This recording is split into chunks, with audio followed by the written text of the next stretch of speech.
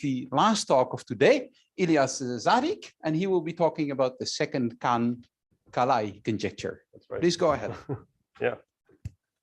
Can you hear me? Yeah. Sure. So yeah, thank you very much for the invitation. It's my great pleasure to be giving this talk. So yeah, exactly. The topic will be the second Kahn-Kalai conjecture, and this is joint work with Elchanan Mossel from MIT, Jonathan Niles-Weed from NYU, and Nike Sun from MIT. Okay. So what will be the model we're going to work on? So it will be the simplest graphon possible. So this will be some work on the constant graphon. Okay. So like the previous talk, everything will be like Erdos-Renyi model. So like, you know, we obviously know what it is, like n vertices, p could depend on n, probability of the edge, IID, and by G, bold G, I will denote the G and P. Okay.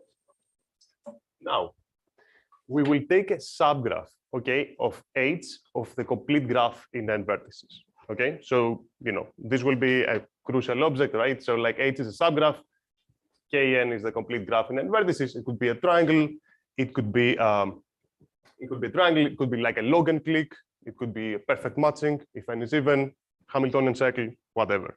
Okay, and what we care is about the following probability. So you know this is not the subgraph count, for example, in previous talks. This is kind of existence of a copy. So we care about the probability that the sample from G and P contains an isomorphic copy of H. Okay, and this is a very fundamental, of course, event. And right, so P of P is P denotes the probability. Hopefully that is clear. And we care about criticality. Okay, so we want to understand the criticality P as a function of H, of course, of n as well, so that this probability is half. Okay. And you know, why do I call criticality? You know, it's a very fundamental result in this direction, the Bolomas-Thomason result, that claims that actually the point where this becomes half is actually a phase transition point, where if your probability is much smaller than this P critical, the probability of containing a copy goes to 0, otherwise goes to 1. So somehow all the action happens at the constant times PC. Okay, so like we want to identify the window, you know, essentially that this happens. Okay, this is a very fundamental result, a very fundamental question. It's like has a huge literature. Of course, I'm sure many of you here have worked in one way or another in finding this critical PC. Okay, sure. No, H arbitrary. It's an arbitrary thing. Right. For fixed, we know everything, by the way, but we will come to this. Okay. So in particular, PC can be P0 or it's positive. PC is not 0, right? So like the intermediate value theorem for P equals 0, H is not empty graph, right? Or not a complete graph. So like, you know, there is an intermediate value. It could go to 0 if that's what you're saying. Right. And okay, so cool. So what's the first approach that anybody should take here, right? So like the first approach that anybody should take is try the first moment method. Okay, so like what's the first moment method, right? So you can take actually, you know, the subgraph count, like the copies of H in G, right? And equivalently, what I'm asking is to study this probability, right? So the probability that like there exists at least one copy. Right. I want to understand when this becomes half, there's a trivial upper bound. Okay, so by Markov's inequality, this is at most the expected value of these copies. And why you know that's a nice bound is by linearity of expectation. If I denote, and now start with a little bit of notation, M sub H for me is the number of copies of H in the complete graph. Okay, so like right, for triangles, M of triangles and choose 3. Okay, so by linearity of expectation, this is M of H times the probability that a specific copy appears, which is P to the edges of H. Okay, so as long as I make this quantity half, I have a lower bound on criticality. Makes sense? Because that's an upper bound of the probability of error. So let's solve for this. So the first moment threshold of H, as I call it, P1 of H, it's just, you know, this is just the formula. 1 over 2 M of H to the 1 over the edges. This is at most criticality, nothing fancy. Okay, that's possibly the first approach that anybody should think about if they think about this problem. Is this tight? Well, the classic recipe is try the second moment method, which is, you know, it's a control on the variance of this thing.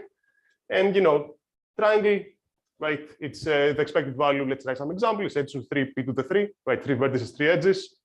The first moment threshold is 1 over n. This is actually correct. Okay, so that's actually not a trivial bound.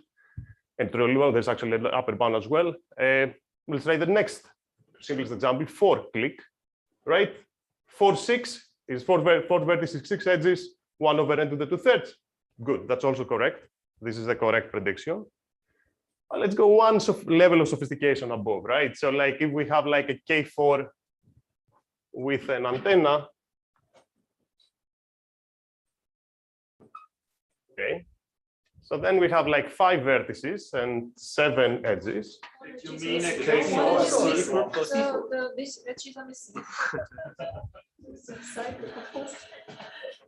I'm really sorry. Good, thanks. Good, yeah. So we have like 5 vertices and 7 edges, and the P1 is like 1 over n to the 5 over 7, but something happened. The P critical is not anymore the lower bound, so this is not tight.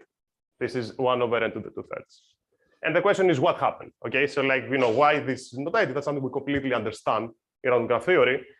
What happened is the following, like conceptual kind of picture that I want to build kind of in this introduction, that something happened in the subgraphs here. So like when we are asking about the probability of this graph appearing here, but somehow when this graph appears in GNP, this subgraph, the actual K4, appears also. And it so happens that because this is more dense, this is harder to appear in expectation in GNP. In particular, because this, the K4 appears, we know the threshold for the K4 appearing, and when the expectation threshold for this K4 appearing, we have a better, if you want, lower bound on criticality, which comes from this here, very simple logical implication that just said, if a copy of H appears in GNP, then a copy of H prime appears in GNP. Okay, and by this simple observation and doing the Markov inequality now for H prime, you get a better lower bound, which is actually matches the K4 lower bound, which is actually tight. Okay, so there is some message here that somehow the subgraphs here carry information about this critical threshold. Cool. So let's actually employ the strategy more. Let's define the first moment method. So the probability of an H appearing on a comment, when I mean subgraph here, I'm talking about edge-induced subgraphs, okay? Not vertex-induced subgraphs. So like it's any sub-collection of edges of H appearing, and that's kind of important to do not lose anything. So I think of it as a collection of edges, if you want, on the complete graph. So right, so this is the Kn and vertices and all the possible edges, and I think of it as collection of edges. Okay. Cool. So let's do this improvement thing. So like the probability. You didn't quite make clear whether your graph the subgraph appears. Could it be labeled? So everything is labeled in this sense that the complete graph is labeled. No, but when you say a triangle appears, I could ask when does the triangle 1, 2, 3 appear? Right, you can ask when the triangle 1, 2, 3 appears, but like what I'm not asking. So are you asking for no. when does a automorphic copy of that graph appear, or right. Do you ask? Yeah, exactly. No, I'm saying when the probability that there exists an isomorphic copy of H. So right. So you didn't H because you said H is the subgraph of Kn. You right. mean You can okay. imagine H is labeled, but then I take the operation. That's all I'm asking. So you want unlabeled. Unlabeled, yeah. I care about the existence of an unlabeled H. Cool. Okay, so yeah, of course, please stop me if you have any questions. So the probability that like a copy of H appears is at most now by Markov inequality, the minimum overall H prime of this expected value, which I can evaluate by linearity of expectation. This is M of H prime. Again, this is the copies of H prime in the complete graph, the probability of a specific H prime appearing to the EH. Okay, good. We have a better upper bound. Before we had only H prime equal H. And if we make the right-hand side half, we get a refined lower bound, which we call it, and it's called also the subgraph expectation threshold for H, which is just like the maximum overall H prime over H, and you see the formula again, 1 over 2m H prime to the 1 over H prime, and that's a lower bound. Okay, good. So that's better because it covers this K4 plus the antenna. And this is actually correct. So to answer Suvik's question, right, we know everything. This is the correct thing about correct pronunciation. We know about much more, of course. And this is actually correct also for log and clicks. And this is kind of standard sort of textbook second moment applications here. And this is so correct, and there are so not major, I would say, counterexamples, and I would say I was explaining what I mean by this, that actually led to what I refer to as the second Kahn-Kalai conjecture. So Kahn and Kalai in 2006, they tried to find an example essentially of this. and they ended up with conjecturing that this is actually correct. Okay, so like let me explain a small detail. So first of all, what they mean exactly correct? That there exists a universal K, okay, under which any H could depend on N, and as I explained from here, this is the interesting case if it depends on N, right? Perfect matching, Hamiltonian cycle, like whatever you can think of. This is at most K times this thing, so this was a lower bound, right? And I'm telling you it's an upper bound up to a logarithm. Okay, so there is like a slack of a logarithm of the number of edges in H. You know why there's a logarithm? It's because you may know the examples of perfect match of Hamiltonian cycle. In these cases, we know that's log n over n, right? Because it needs to be connected, the GNP. But actually, the subgraph expectation threshold is 1 over n. So it doesn't get this thing, and there is actually some other very nice direction because of the coupon collector to explain this logarithm. We're not there. It is also an open problem, but right up to a logarithm that this is that. So that's the second Kahn-Kalai conjecture. I will come to it. Yeah. It's called the Kahn-Kalai conjecture. Right. So I refer to the second Kahn-Kalai because it's just conjecture 2 in this paper. Okay, we'll come to this. Okay, cool. Is this clear? So the setting is the question clear, right? Okay. Now I will in the next slide. So this is open. This is open like more than 15 years later. It's there is no, I would say, right, possibly prior to this work, there is no like significant progress in this direction. In this question, but there is like major kind of breakthroughs, if you want, in the neighborhood of this conjecture. Okay, so let me explain a bit, and specifically the Kahn-Kalai conjecture. So like let's do a little bit more literature because I kind of owe to, given the recent breakthroughs. So like right, so one can go in a level of abstraction more, right? And actually Kahn and Kalai did in their paper. And they said, okay, how about we just discuss about monotone properties, okay, non-trivial monotone properties of subsets, of random subsets, okay? So random subsets just means, the product measure over n elements, let's say. And I take this random subset and I ask, does it satisfy this monotone property, whatever that is, right? And the non-trivial, I mean, just the empty set, monotone, I mean, if you add elements, it's still satisfied. And monotone, non-trivial, I mean, it's not that it's like satisfied by everything or nothing. Okay, so it's so it has a threshold behavior, and right. So the empty set, or the right, you understand probably what I mean by this. And the critical threshold is similarly defined, so that the probability is actually half. Right, and you may ask, is this like, for p equals 0? This is not satisfied. For p equals satisfied, there is such a critical intermediate value theorem thing.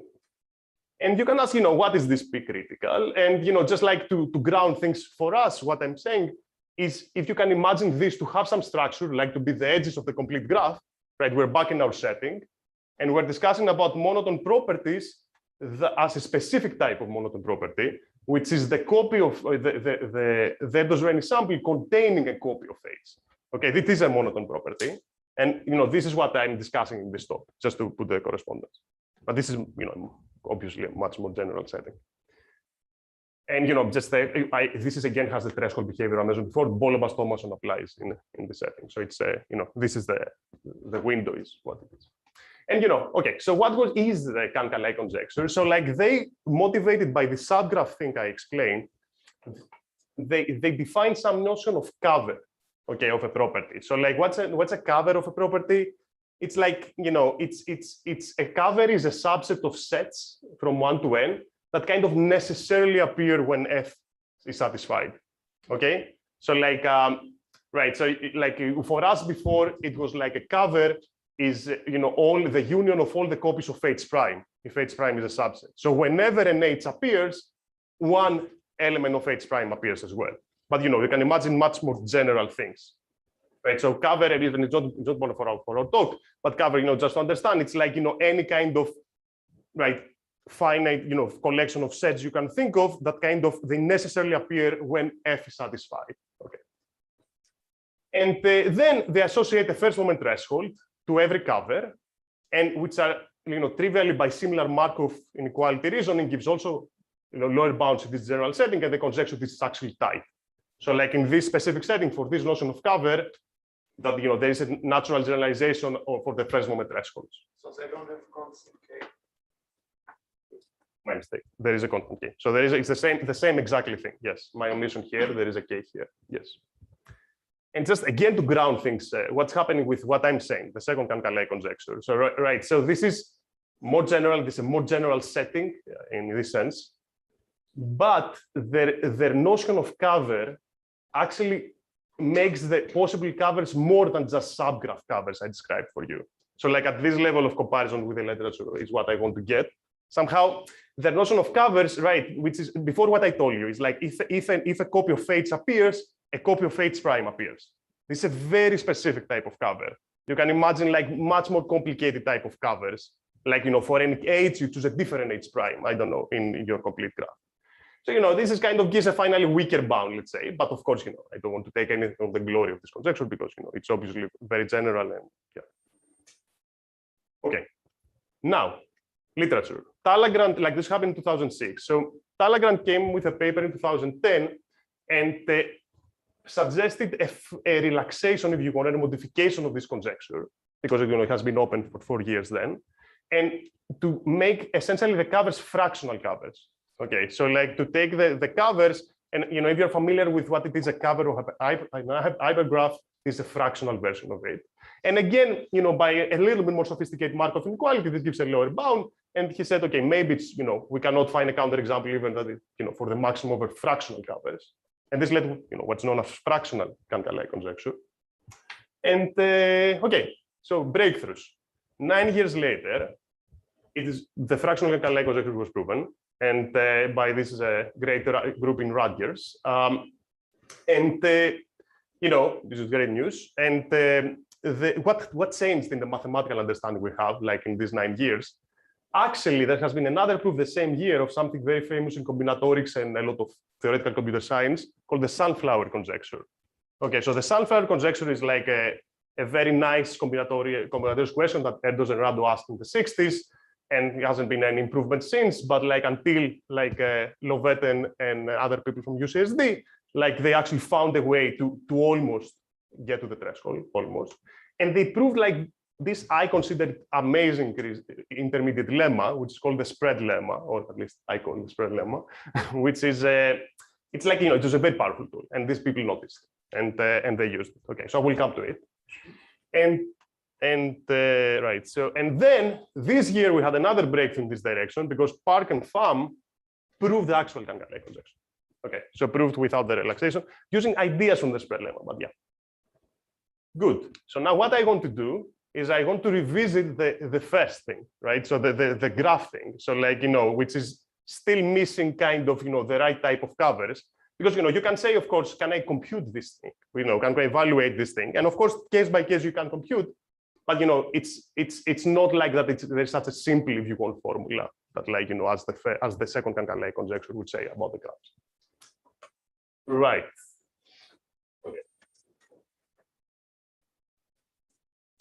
And cool. So what we do? Okay. So okay. So this is just to remind you here what's happening. So back to our setting, right? Because I may have digressed with the literature. There is the subgraph excitation threshold. This is the formula coming from this very simple Markov inequality arguments, right? And the logical implication I just described. If H appears, H prime appears. You know, and you can imagine it as a subset of covers, a very particular type of covers. And second Kahn-Kalai conjecture, you know, claims that like this is tight up to a logarithm and a constant. And okay, what do we do? So we modify a little bit the threshold. So you know, like I throw a formula here, I will explain. So we take this predicted threshold and we a little bit modified it in a way I will explain. So there is this, right? I promise to explain there is some hidden thing mh prime comma h that I include in this optimization problem in this predicted formula, which also comes from first moment reasoning that I will explain. So like I define this, you know, we define like this modified, if you want, like optimization problem, which we prove first of all it's sandwiched between the subgraph excitation threshold and the critical threshold for all h, and second is actually correct. So like up to this k and the logarithm, this is another bound. Okay, so this is the contribution. So like it's a proof of a modified, if you want, version. Right, some comments. Obviously, I owe you this. Okay, but at this level, hopefully that makes some sense. cool. So, contribution, I guess it's a subgraph formula, right? So there's no, arbitrary covers. It's the very, simple or potentially the simplest covers you can imagine, up to a twist that I will explain. And, it's actually, I would say, objectively a simpler formula if you want. Like this holds for any H, right? Hamiltonian cycle, like, perfect matching, like this is just true. And, okay. Another thing I kind of like, it has a very short proof. So like the moment you define things correctly, and especially this object, like you just use essentially this very, I would say, kind of powerful lemma, and you get it. So this is everyone. So I will explain this. Hopefully I will present the whole proof essentially. And so this again, as I said, this was it's a main tool and a major tool in the breakthroughs of proving the sunflower lemma and fractional Kahn-Kalai. So even if you don't care about at all what I'm saying here, I think that's a good technique to keep in mind. And I have a final thing to say, right? So if most, we have a nice mix here in this workshop with statisticians and probabilists, and you may be wondering, okay, but that does have some statistical application that, like you may imagine, or some statistical thing. Actually, it's interesting. It kind of goes the other direction. So, like we proved that we found actually, and also proof of this spread lemma in combinatorics with statistics. So like we have also, right, so like, usually you take probability, and at least I take probability and I apply it to statistics. We actually found a way to argue about this powerful tool that implies all these breakthrough results and our result as well with statistics. So like I want to go also this. So somehow you can also prove these results and also these other results with that somehow, I want to describe another direction, kind of another layer in these results. Okay. So that's the high level. Now let's start saying what I hide from you, right? Okay, so what is this M of H prime comma H that kind of clears this gap? It's a very graph theoretic thing, it's a very clear thing, but let's make sure we understand it. This is just the object that says, give me an H and give me a subgraph of H, like an H prime, and just give me the number of copies of H prime in H. Okay, so what is this? Right, so it's not a hard thing, but just to make sure we understand. So if this is a triangle, if H is a triangle, and a labeled, a specific triangle, okay, and then we have H to be an edge, then I'm asking, M of H prime comma H is the number of edges in the triangle. Okay, great. If H prime, was like a triangle, then M H prime comma H is 1. Okay, so I will stop the trivialities with one more trivial observation. What if, like, you have like a bunch of triangles, okay? Right, okay, so I stop with the trivialities, like, if this is H, let's say this is 100 of them, and H is this, and H prime is the triangle, right, okay, then obviously this thing is 100, okay? So where am I going with this? So like, right, hopefully this notion is trivialized enough. So like the thing now is, how do we use this? So what's observation? How do you improve these lower bounds from the logical implication of a copy of H implies a copy of H prime?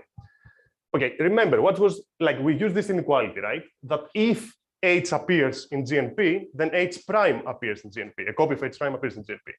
But that's kind of missing something, right? So it's missing, what if H was this? Like having 100 triangles, and H prime is the triangle. Then there's something missing in the inequality, right? The probability of like a H appears implies the probability of 100 triangles appearing in the GNP. Okay, which you may think of initially, come on, will this matter? I mean, it turns out that actually from this perspective, it does make a difference. Of course, we can discuss, about fundamentals or not, but right. Okay, what am I saying here? Let's improve the first order threshold. Okay, so the probability that H appears is at most the probability that, like, for all H prime, the copies of H prime are at least that many.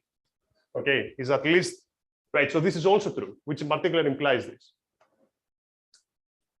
Right? Okay, so this gives me a better Maxwell inequality, which gives me a better bound by linearity of expectation. So let's make this half now. Okay, so if I make this half, I get this formula I promised from you, right? Like, which is the maximum overall H prime of this ratio, M of H prime comma H to M of H prime, and this thing, which is a lower bound by because. okay, because like there's an upper bound of the probability. And remember, you may don't remember, okay, maybe I don't need to write it. This was 1 before, right? So this sandwich in between. Okay, so far so good. I mean, this is the new lower bound. And the good thing is this is tight. Okay, so like let's see why this is tight. Right. So what's the main result? Is that if this is the formula, this is at most a constant time the logarithm. Oh, that's an H. Sorry. Okay. I guess a natural question here is why there is a logarithm still, right? Because I explained the logarithm because of the previous thing being 1 over n in the Hamiltonian cycle. This is the same here. Sorry, I had very much the same things. It's a little bit confusion, but it's a true computation. This is 1 over n, and the true threshold is log n over n. So like this is right. This log should still be there. So we're not like fully cheating or cheating in any way. Okay. Cool. So now I want to explain the spread lemma in the proof of the upper bound. Right. So I have advertised it enough, so hopefully it will stay at the level I promised for you. So like okay, so cool. So I need the notion of spread measure. Okay. So what's a spread measure? So okay. So we work on the complete graph. Okay. And imagine you have defined a probability measure which outputs a subgraph of the complete graph. And right, so A is the subgraph and P is the law, pi is the law. And we say that this is our spread. So I want like a measure which is spread, and in which sense, it doesn't like accumulate in a specific thing. Like for all specific labeled, if you want, subgraphs of the complete graph, the probability that it contains this specific subgraph is at most, a specific rate R to minus the edges of S. Okay, so let's try to see if you understand what I'm saying, right? So like I say the following, like if you have a specific S, right? So that like for any specific S, what's the probability that like the random A will include this S? Okay, and I want this to be small. Okay, so I don't want to put a lot of mass in containing specific subgraphs. Okay, so that's what the spread measure. It's a definition. It's not. I'm not saying that's anything so far. Okay, nothing on GNP, right? This is a property of the complete graph and a specific measure on it. What's the spread lemma? Okay, so the spread lemma says the following. If we have, choose your favorite M subgraphs of the complete graph, okay? It could be anything you imagine. I don't know, like all the edges or like all the triangles. I don't know, anything you want. M could grow with N, like there's no restriction. Just I want a parameter K that bounds all the number of edges of these subgraphs. Okay, so K is an upper bound on the possible number of edges of this subgraph. And I want another structural property of this collection of subgraphs. I want the uniform measure on them to be R spread. Okay, so let's go again. So choose your favorite collection of subgraphs. Assume that they have at most K edges, all of them. And okay, so maybe let's. Now those are now labeled subgraphs. These are labeled subgraphs, exactly. Right. They are specific subgraphs of K sub n. Like these are, your favorite subgraphs, and somehow they are kind of spread out. Okay, so like they satisfy this property. They're a spread measure. The uniform measure is a spread measure, so they don't accumulate in a certain way, in this appropriate quantified way. So, right, go for it. Yeah. The S's are also labeled, so S subset equals A does not mean an isomorphic copy. No, it means exactly for this labeled S. Great, thank you. Right, exactly. Yeah, good. So in particular for GNP, that's automatically R spread where R is 1 over A. Yes, good. Yes, exactly. Good, yeah. But we will see that there is a much larger family of spread measures than GNP, right? You can imagine, you can spread things. Okay, so what's the spread lemma? It's under these two conditions for the GI, we can find a density of GNP containing certainly one of the GIs.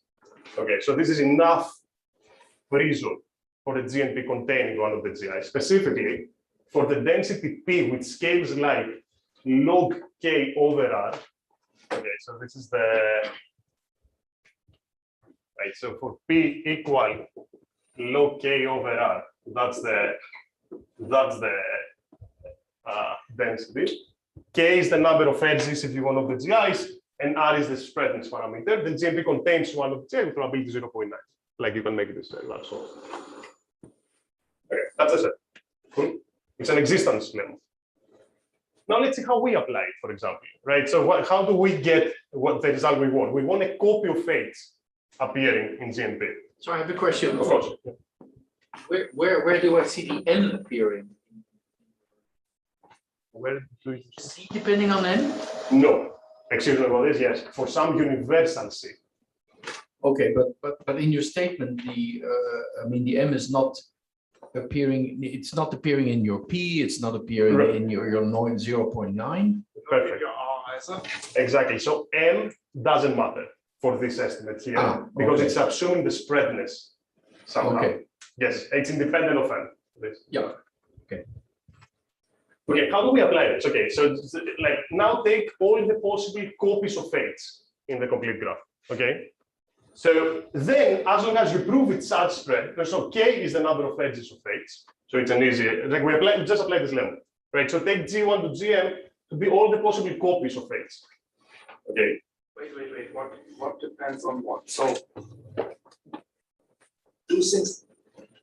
Can you do you don't have to write it, but can you do a for all that exists? So is K fixed? Does K depend on N? Is C It's fixed? arbitrary parameters. So wait, but C can also depend on N? See, no, that's important. Sorry, guys, I didn't need to have the three lines here. This is universal. Yeah, So the point is, this is fine. there exists a universal C Right. such that for all K, for all R, for all G1 up to Gm, this holds. Yes. Okay. And so let's see how the proof goes, right? So you can take H to be this probability measure over subgroup of H to be a uniform random copy of H. And I claim if you prove that this is sufficiently spread out, right? If you prove that with this R, this is spread out, right? So if you prove like that this is for this P that I just obviously like, things will work out in a way that for this P, excuse me, for this R, this is spread out. This is the H is spread out. But for this R, you're done because apply the spread lemma, right? So it tells you for K equal the number of edges of H, and this R, you're done. Like you have an existence of a copy of H. So it's like this, right? So make the math like log of the edges, and R is P tilde of P, the modified threshold. So as long as you prove that this is the spreadness parameter of the copies of H, you're done by the spread lemma. Like this, you get this, right? So this result I promised to you, right? Okay, maybe it's worth maybe to make it a little bit more clear. What does it mean to be an upper bound on the criticality? It means that the probability of G containing a copy of H is bigger than half. Right? That's what we're after, and we prove that it's bigger than 0.9. Okay, cool. Right. So we just need to prove spreadness of. It would be enough for you to figure it out. Yeah, right. I mean, yeah, it's you play this in the C, but I just want to make the claim. There's nothing about it. Okay. Okay. Okay. So let's prove this. It's just one idea. We are left before the end of the proof. We want to evaluate now this, right? So we want to evaluate the probability that the specific S contains a random copy of H. So there's no GNP anymore. That's a nice thing about the spread lemma. Right? GNP is done. We just need to prove a structural probability on the state space, if you want. Okay. So we need to prove that if you choose, right? So take all the possible copies of H, and you want to check what fraction of them contains an S. Okay, that's what you want. But just this arbitrary H and S, that's a difficulty if you want. And we do a symmetry trick actually, and after it becomes very easy. Randomizes. Okay, so you have no reason to compute this thing for a specific copy of S. If S is here, or you take a random copy of S by vertex symmetry of the graph here, it's the same picture. The same fraction of H is cover S. Oh, okay, so if I have two copies of S, locally they look the same into what type of H's cover them. They have no reason. So I take the uniform in the whole Kn. I take the from the whole Kn. I take with uniform measure all the isomorphic copies of S. Okay. Perfect, independent of H. And I'm just claiming, it's the same thing. It's not a super deep, if you want, observation. I'm just saying symmetry makes, vertex symmetry makes the same picture here and here in terms of S and H. Yeah. And now what I'm saying is now fix H also. You have no reason to keep H random. I mean, if you fix an H, right, so, you just condition on things essentially here, right? So if you now fix H, there's no reason also to make any difference. Like if you fix an H and see how many S's are inside, it's just essentially double counting if you want, combinatorial. Right, exactly. It's like changing the order of. But no, that's good, because what's the fraction of S's inside the specific copy of H? It's just this object that I told you before, the number of copies of S in H divided by the number of copies of S in K of N. That's the formula. So if you raise everything to one or to the edges, you get like the spreadness that you want. Like that's exactly okay. So maybe so what I'm saying is we have proven that this thing is this thing, equality, right? And what I'm saying is, you remember what P tilde is? The maximum of all these things, essentially, to the 1 over E of S, if you want. What I'm saying, this is at least this thing. Right,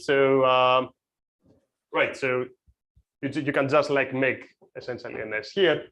Admittedly, there is a 2 here, okay, but so this is at most, this equality is true. That's it. So that's kind of the proof. Okay. So at the moment you have spread, this is true. Make sense? Okay. Now I would promise to you that I want to do something with statistics, though. Okay. So that's exactly again the setting. So let's take a breath. Like this is the modified threshold. I told you like this is the formula up to logarithm. This is correct. But I also promised you there is an interesting, at least to me, and actually that's how historically kind of time-wise we got into the project, because we work on inference and we noticed some connections. So like there is a way to use inference to actually get the spread lemma. So let me in the last 10 minutes, right, or so. Really? Okay. So you will get a little bit of taste of the inference. Okay. Okay. So cool. So the spread lemma is this. Again, you choose your favorite choice of subgraphs, and there is actually one lie. I actually like make it sound a little bit worse. Actually, as long as there is any probability measure, it doesn't need to be uniform, supporting on the GIs, which is our spread, the conclusion is correct. So I made it more digestible, if you want, for the uniform measure, because that's how we applied it. But actually, it's true for any measure. So like as long as you define your favorite probability measure supporting on the GIs, which is spread enough, you're done. Okay. And it's just like a super quick literature then for the thing, but it deserves it, I think. Like this thing is the key proposition in the subflower conjecture, improves the subflower conjecture by Always, Lopez, Hu, and Sang, and fractional Kahn-Kalai by Fraction, Kahn, Narayan, and Park. And how is it proven now? Okay, so this proposition is proven in these two works by delicate counting. It's actually short proof. So like I'm not saying it's like a short proof, but it requires some thought, okay, of how to actually count things and make it work. And also I want to say that like that it's given, I talked tomorrow, made it with high probability if you want, with with the same bound. So there is some also work like this. But then actually people got interested. Okay, so like Anu Prau gave a proof of this thing, not with counting, but actually with information theory. So like they managed to find an encoding scheme, like he managed to find an encoding scheme and use the converse of Shannon, a communication channel noiseless actually theorem to get the result. So there is different proofs. And then Terence Tao also in his blog like offered a new proof which uses just Shannon entropy manipulations of this spread lemma. Okay, so like it's actually quite non-trivial the way he does, but like it's true. It's like Shannon entropy manipulations. Okay. So like what I won't tell you is that like and I claim it's principal proof the moment you take an inference mindset in how you look at this, but not if you want a combinatorial or probabilistic mindset. Okay. Okay, cool. I mean, obviously it's not like super easy, but it's principle at least. So let's see. I mean, but and I would say short maybe. Okay, so like let's see. So how does this work? Okay, maybe I need to copy it somehow the statement because I couldn't fit everything in one slide. Okay, so what is the setting? What were we trying to prove? We're trying to prove that the lemma that says you choose your favorite GIs, which are subgraphs of k of n, the number of edges is at most k, and there is a pi which is R spread, and it's supported on the GIs. And then GNP contains one of the GIs, right? With probability, right, okay, now Christian will be annoyed by the quantifiers here. But yeah, okay, for P at least C log K over R, right, which C is universal, right, and with probability 0.9, okay. Okay, so this is what we're trying to prove. And okay, so everything is there if you feel lost.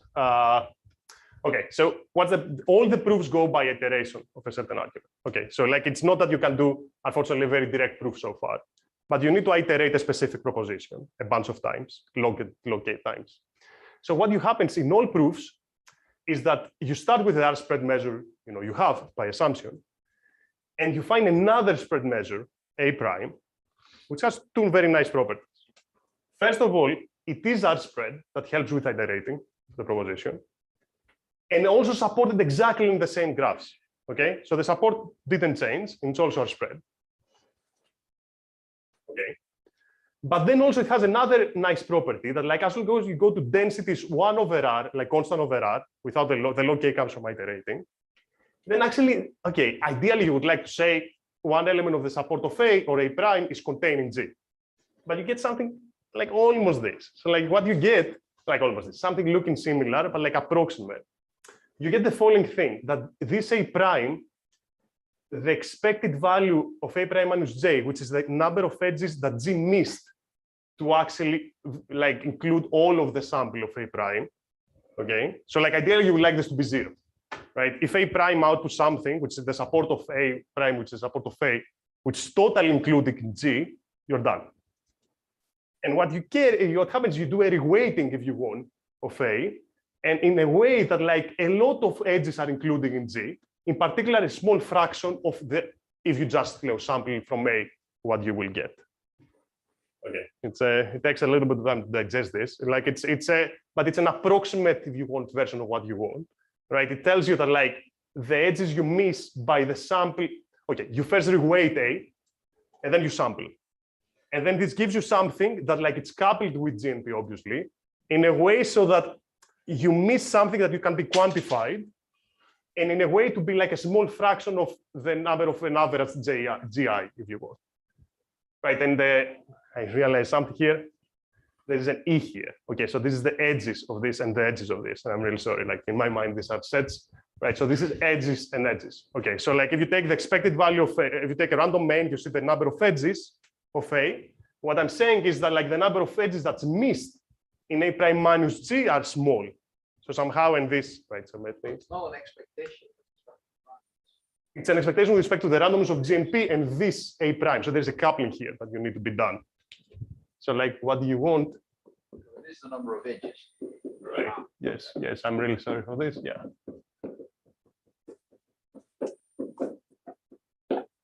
And it's this in the same GNP or not? Right, so this is GNP. What do you mean same GNP? But what is the expectation on the right? It's also the right, it's just a sampling from A. This is on K of N, like from the aspect measure. So, but it could be that your E of A and E of A prime change a lot. So how can you iterate? Right, no, it's not trivial, the iteration. But the iteration is somehow what you do is you take the A prime, which is R spread, you take the A prime, which is R spread, and then you prove that actually A prime minus G conditional G is also R spread, and you iterate this. So somehow what happens then you start stacking GNPs on top of each other, and there is a condition, and then you essentially make this. Right, so okay, one way to get the log K, imagine this taken to the power of n if you iterate n times, and this at most K. So if m is log K, you can kill this thing, and you get non-trivial mass of the empty set, which is exactly what we want. Okay. I don't see that because when you iterate, you don't get E of A, you get E of A prime. No, exactly. Yeah, no, you need to change this. So you apply this for A equal A prime minus G. Right. And then you need the, and then you iterate. Okay, so in the last very few time, I want to tell you like what's the connection with inference. So like this, as I told you, this is where information theory comes in. This is where delicate counting comes in. What we do is we take an inference standpoint and we define A prime as the posterior of a certain inference task. Okay, and this helps us a lot. Specifically, what do?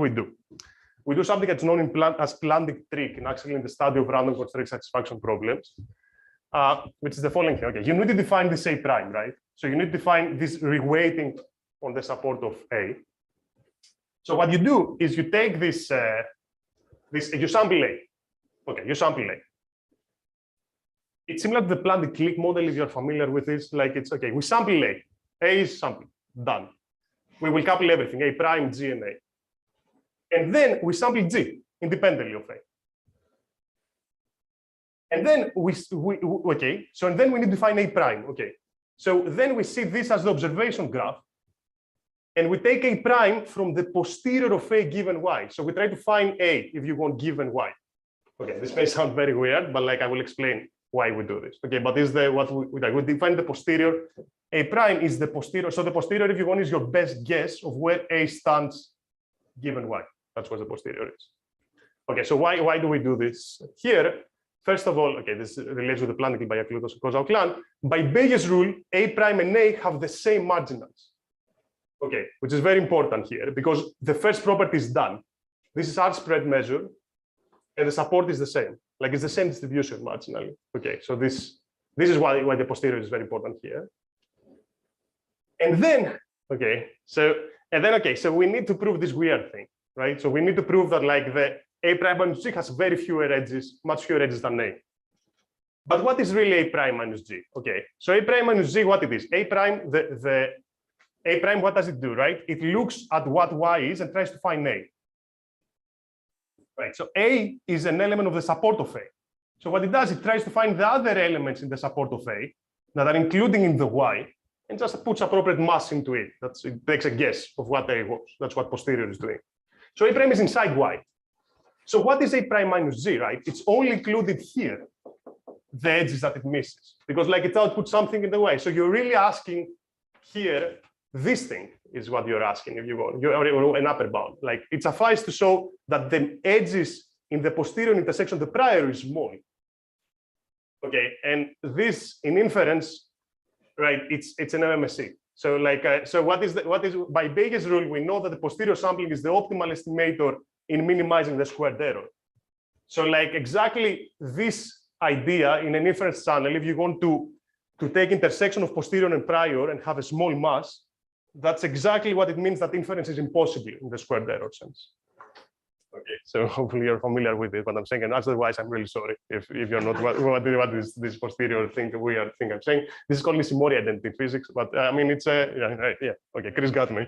Okay, but yeah, I'm happy to explain more, but yeah, I guess I need to conclude. So it's but happy to talk more about this. And actually, a last comment here is that MMSE now being large is something, right? So this is very large. So like MMSE reconstructing A from is very large because that's the performance of the trivial zero estimator. So what I'm saying is this is a property of essentially something not happen, like as we call nothing in the inference world. It's like all or nothing, another phase transition. And what is interesting, but what is good here, after you've done this interpretation, this is vanilla analyzing the posterior distribution that anybody can do. If you tell us this is the formula of the posterior, just expand things out.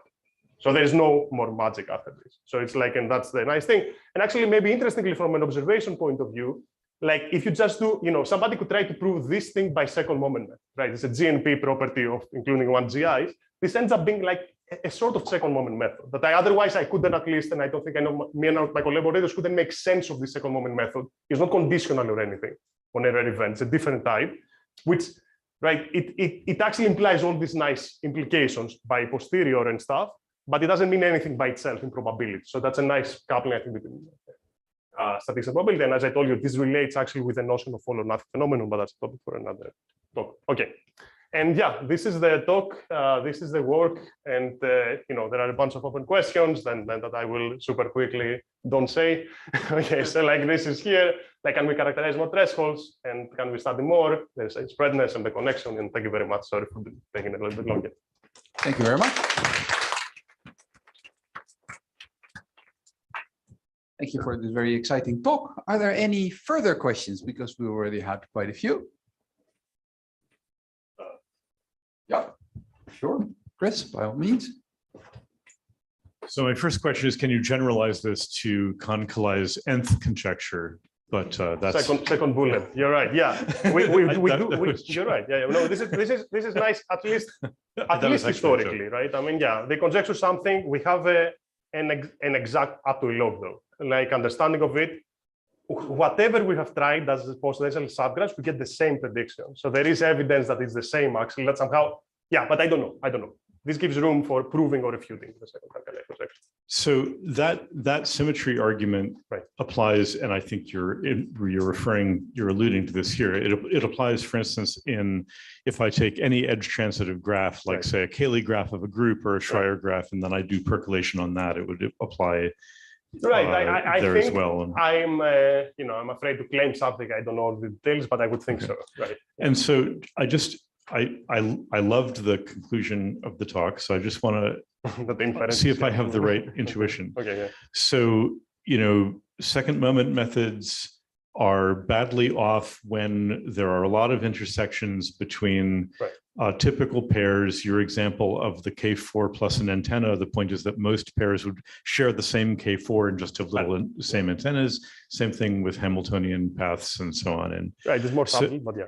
And so did that reweighting argument, should I think of that as inventing a new random variable so that I'm now doing a weighted second moment method? You mentioned truncation, so I think it's not quite the weighting thing. It's actually funny, yeah. So like what happens is that, the following. No, like if you just apply a weighted second moment method, which is what I think is more natural for this prior, is that it doesn't work, for example, for perfect matching. But what happens is that because the MMSC, like what you are trying to do for the MMSC, you get kind of, as you expand the second moment, you get all the possible overlaps, right? So it suffices to consider all the high overlaps. And that's what and surprisingly, that's a truncation, which I cannot make sense by itself, but actually exactly corresponds to what the MMSC is asking. So that's what I'm saying. There is some potential thing I haven't seen, but maybe somebody else has seen. So I'm not claiming, or we haven't seen, and I think, but by doing the posterior thing. But yeah, I mean, there are also very nice other proofs of this. But, maybe what you almost said at the end. What you almost said at the end, and maybe you did say, is that when GNP crosses the point where it's information theoretically distinguishable whether you planted a copy of A in it or not, in particular, we know that there probably is a copy of A. Approximately, right? Yeah, exactly. Yeah, there is a small line between exact and approximate recovery here. Okay. But you're right. Conceptually, you're completely right. Exactly.